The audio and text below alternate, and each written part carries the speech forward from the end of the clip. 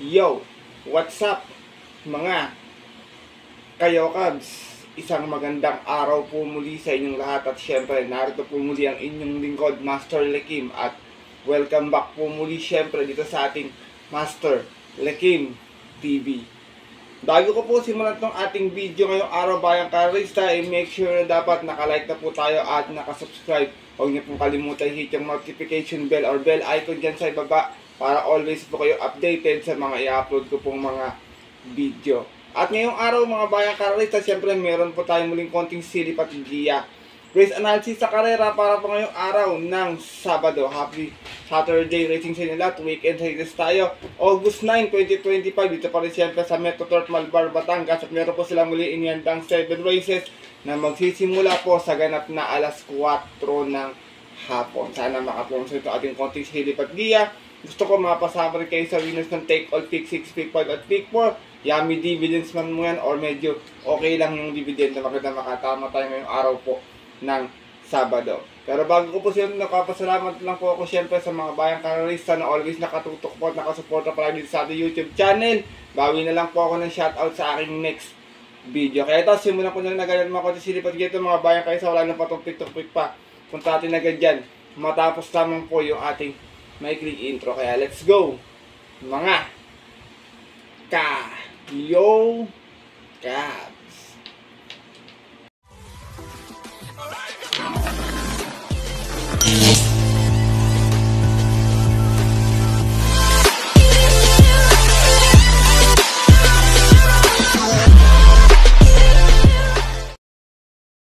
At gaya nga po nang nabanggit ko kayo na sa ating intro, syempre always tayo merong 7 races po. Ngayong araw ng Sabado, meron tayong tigi-tigi isang set ng Take All, Pick 6, Pick 5, Pick 4. Bagamat wala tayong highlight race ngayong linggo na to. Next week medyo maganda yung ating Magaching Cup tsaka yung ating Prince and Kings Gold Cup bayang kararista.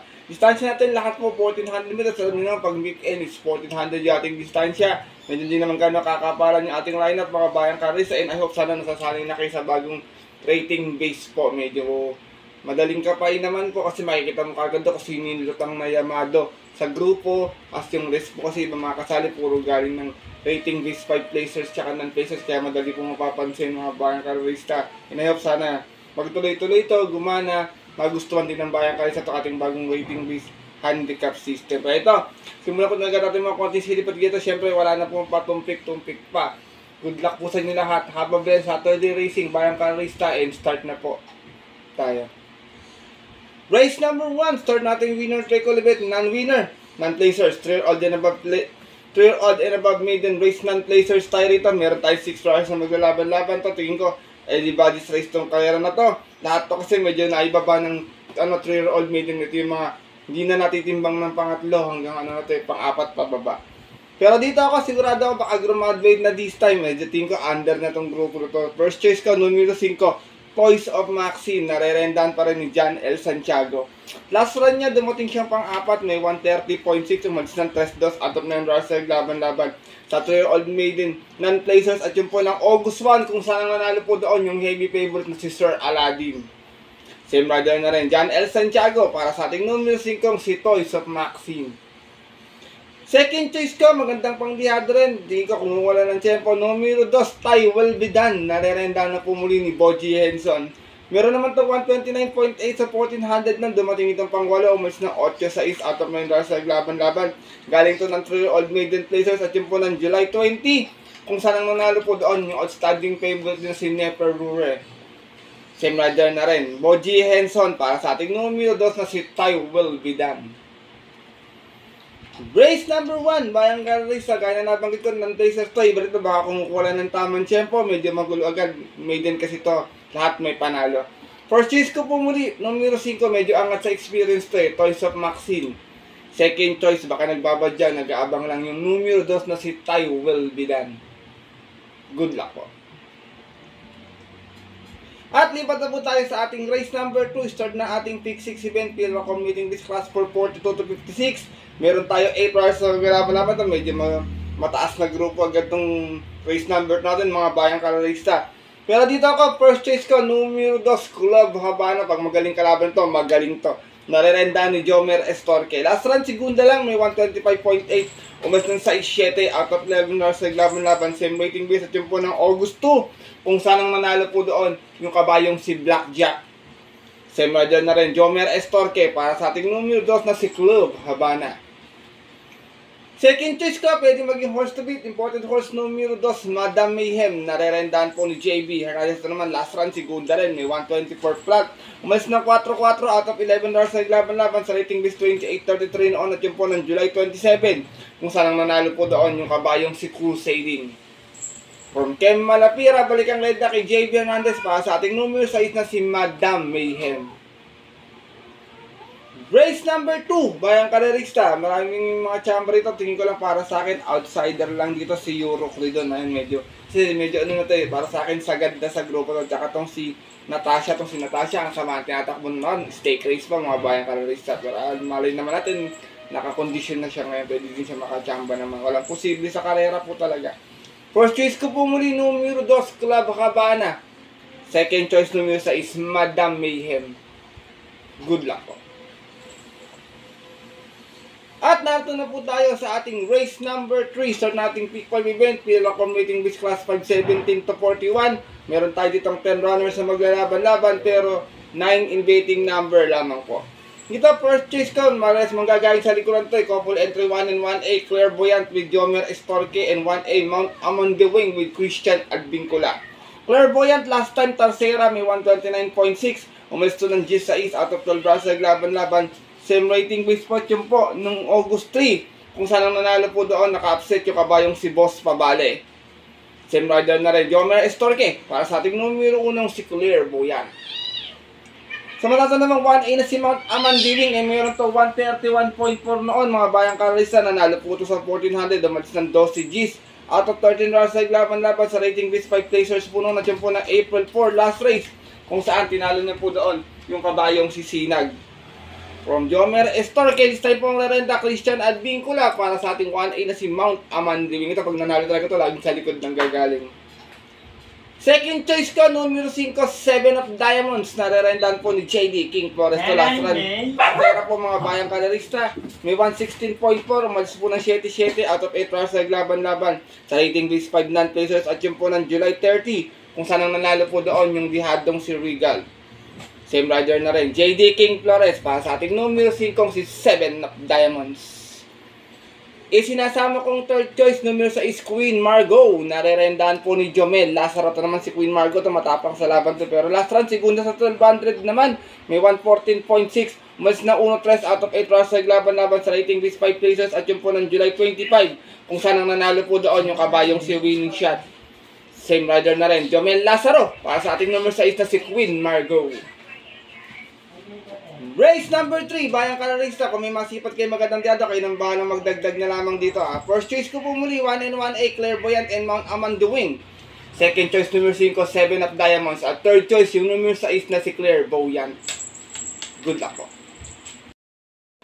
At narito na po tayo sa ating race number 4. Saan magsisimula naman ating Peak 4 event. Other Pira commuting this class 517 to 41. Meron tayong 8 runners na maglalaban-laban. Dito mga Bayang Karerista, long shot of the day ko to. Sana makachamba. Meron na to ng mga nakarangkaya na medyo pinhinga muli. First choice ko or long shot of the day, numero 5, Ginger Cat. Narerendahan po ni Saddam Pilapil. Meron po itong 129.2 sa 1400 nun. Dumating itong pang-apat. Umalis ng 8 sa East out of 10 rounds, out of 11 hours naglaban-laban, sa rating base 16.21 at yun po nung May 17. Kung saan ang nanalo po doon yung kabayong si Bantay Sarado. From Noel C. Lunard, this time ang rerenda po sa Dampilapil para po sa aking long shot of the day na numero 5 si Ginger Cat. Kaso hindi Ginger tuman dito, Black Cat ba yung kalaris mo. Second choice ko, galing sa panalo last time, numero 5, Distant Thunder. Numero 8 pala, Distant Thunder. Narerendahan muli ni JT Zarate. Medyo bumingat yung peso, 57. Nanalo kasi sa grupo na to last time. Meron po itong 128.4 last round, nanalo ito, mas lang ng 2-2 out of 11 rounds sa laban-laban, same rating base nga po ito po ng August 3 last week lamang. Tinalo niya po doon yung derimating si Mr. Brown. Same rider pa rin, JTZ para sa ating numero 8 si Distant Thunder. Sinasama ko pong third choice, Grey Galloper, numero 1, Jeng Sad Enat, narerendahan po ni John Sargent de Ocampo. Ito naman, last run, Tercera, may 129 flat. Umalis ng 7.5, out of 11 dollars sa laban-laban, same rating base at yun po ng August 2, last race. Kung saan nanalo po doon yung kabayong si Megan Maxine. Same rider pa rin, John Sargent de Ocampo, para sa ating numero 1, si Jeng Sad Enat. Race number 4, Bayang Karista, maraming may chamber ito. Wala akong nakitang outsider sa grupo ito. Kahit yung si Made for Trophy, may panalin, medyo matagal na rin nawala. Medyo mataas din naman yung grupo. Ganon din si Gold Rush, baka nag-aabang na ng tamang tempo. Si Instant Notice, nasa timbangan din palagi. Kaya kayo nang mamili ng kursunado nyo, baka may mapuson pa kayo, mas dihado pa. First choice ko po muli, long shot of the day, numero 5, Ginger Cat. Second choice, horse to beat, numero 8, Distant Thunder. At third choice, yung nasa timbangan palaging Grey Galloper na numero 1, si Jenks Had Enough. Good luck po. At narito na po tayo sa ating race number 5 sa Leon Topiro Commuting Base Class 4. For 42 to 56 muli, meron tayong 8 runners na maglalaban-laban dito. Dito, first choice ko, ginalaban na last time to, Bayang Karisa. Pag ito, inuna rito, malaki panalo. Numero 2, Lucky Hilda, another John Sargent de Ocampo. Lucky Hilda, meron tong 113 plus sa 1200 last time, dumating to ng pang-5, umalis ng 4-5 out of 7 rounds sa laban-laban. Sa rating base 22-27 at yung po ng July 25, kung saan ang nanalo po doon last race yung yamadong si Sandigan. Same rider na rin, Abu, John Sargent de Ocampo, para sa ating numero 2 na si Lucky Hilda. Second choice ko, numero 8, Carmela Slab. Narerendahan po muli ni Lester Jesus na naman si Carmela Slab. Merong 127 flat sa 1400. Natasera to noon, umalis ng 3-2. Out of 9 rounds sa laban-laban, rating B 1621 at yun po ng July 19. Kung saan ang nanalo po doon yung dihadong si Boss Lady. Same rider na rin, Lester Jesus, para sa ating numero 8, si Carmela Slab. Sinasama kong third choice, numero 6, Boss Lady. Narerendahan po ni Apoy Asuncion to. Medyo nagamayan ni Apoy ito, madalas nakakadiado. Meron naman po itong 126 flat, nanalo nga po siya noon, umalis ng 7-8 out of 9 rounds sa laban-laban. At yun nga po ng July 19 sa rating B 1621. Tinalo niya po doon yung kabayong si Manny for Biponi, tsaka yung nanditong si Carmela Slab. Same rider na rin, Arnold Apoy Asuncion, para sa ating numero 6 na si Boss Lady. Race number 5, Bayang Karista. First choice ko po muli dito, numero 2, Lucky Hilda. Second choice, numero 8, Carmela Slab. At third choice, yung numero 6 na si Boss Lady. Good luck po. At narito na po tayo sa ating penultimate race ngayong araw po ng Sabado. Ating race number 6, another Piro Commuting Base Class 5, 1741. Meron tayong muling 8 runners na maglalaban-laban. Dito mga Bayang Karista, first choice ko po dito, numero 4, Carried Away. Narerenda na po ngayon ni Noel C. Doon na to last time, change starter kayo to, kaya nasigunda lang. Meron itong 126.2 noon, kung saan nasigunda nga po, malis ng 4-2 out of 10 rounds sa laban-laban.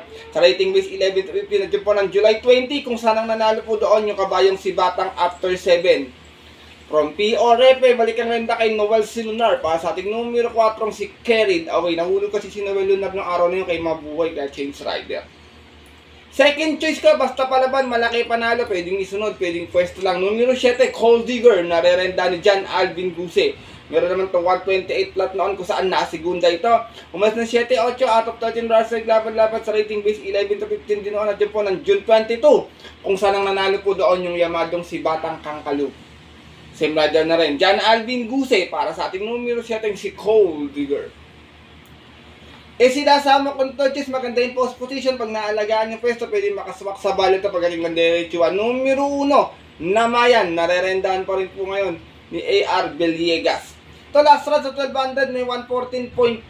Dumating na pang-apat, umas na 7-4 out of 8 rounds sa laban-laban sa rating base 11-15 at yun po ng July 26. Kung saan ang nanalo po doon yung yamadong si Tugato. From Elvin Abreu, this time ang rerenda, Dodong Villegas, para sa ating numero 1, si Namayan. Race number 6, pero ultimate race ngayong araw ng Sabado. Tingin ko lang outsider dito, Bumabaga, tsaka Sneaky Eyes. Para sa akin lang, opinion ko, pero yung rest mo may panalo. Kahit si super majority, galing lang sa pahinga yan. Medyo matagal lang talaga, pero may panalo, may chamba rin. First choice ko po muli, numero 4, Carried Away. Second choice, numero 5, Gold Digger. At third choice, yung numero 1, Sinamayan. Good luck po. At narito na tayo sa ating huling karera ngayong araw ng Sabado, ating race number 7 kung saan parating ito natin take all, pick 6, pick 5 at pick 4. Sa itong pinaka-committing list class 5, 17 to 41 muli. Meron tayong 10 runners na maglalaban-laban pero 9 in betting number lamang po. Dito purchase ka pa, komento sa inyo, segunda last ito yung numero 10, Balibel, na rerendan po ni JT Zarate. Last run, segunda, may 128.4 miles na 4-4 out of 9 runs sa laban-laban. Sa rating B 1741 at yun po ng August 2, kung saan ang nanalo po doon yung kabayong si Spaghetting pababa. From Saddam Pilapil sa mga rerenda, JT Zarate para sa ating numero 10 na si Balibel. Second choice ka, numero 2, Kentucky Rain. Narerendaan po ni P.O. Repe. Ito naman, may 114.8 sa 1200 noon. Tarsera ito. Umas na 7-7 out of 7 runs sa laban-laban sa rating by 6 and 10. At yun po ng July 26 last race. Kung saan ang nanalo po doon yung kabayong si Golden Petita. Same rider na rin, Paul Albert Repe. Para sa ating numero 2 na si Kentucky Rain. Sinasama kong Torches, always in the money, laging palaban. Numero 1, French Leather, narerendan pa rin ni Pamboy Ponce. Ito naman, may 128 flat last run. Dumating na pang-ani, umalis ng 3-4. Out of 12 bars, laban-laban sa rating base 11-15 natin po ng July 27. Doon po sa kahirang nga panalunan. Sorry, nung yamadong si Full Combat Order. Same rider na rin, John Pamboy Ponce. Para sa ating numero 1, si French Leather. Last and final race ngayong araw ng Sabado. Kung may masipot kayo, mabalitan kayo, bala magdagdag na lamang mga bayang kalarista. Maganda mahalaga, makarating tayo sa ating race number 7 para everybody happy, makachamba tayo ng mga exotic bets. First choice ko po muli, numero 10, Balibel. Second choice, numero 2, Kentucky Rain. At third choice, yung numero 1, si French Leather. Good luck po.